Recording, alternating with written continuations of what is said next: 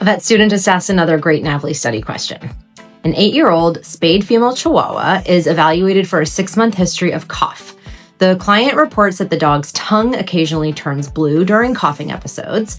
The dog is overweight with a body condition score of 8 out of 9. Heart rate is 150 beats per minute and respiratory rate is 28 breaths per minute.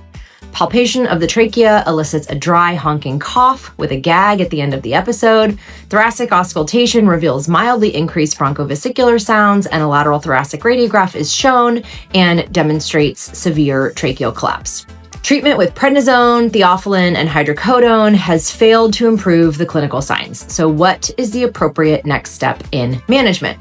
And on the NAVLE, the correct answer is intraluminal tracheal stenting. Okay, so now let's talk about what really happens with our patients. So yes, tracheal stenting is the correct answer, and that's a great option.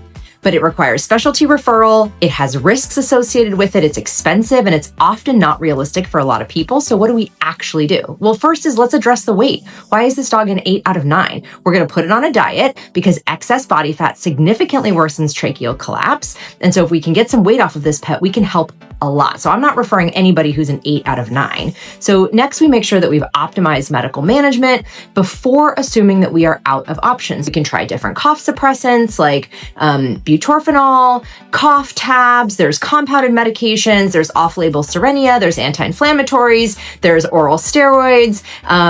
Lots of things can help with chronic cough. We can use acepromazine or trazodone if we need sedation. We can use a harness rather than a collar because environmental triggers may be contributing. So tracheal collapse is a chronic progressive disease, and the goal is often to control symptoms and quality of life. And so what the NAVLE is teaching you is that, what next steps would look like, but we have to, balance that with real world practice. There's a correct NAVLE answer, and that really might be the best gold standard medicine. And also there is permission to think outside of the box and to work with what our clients are able to do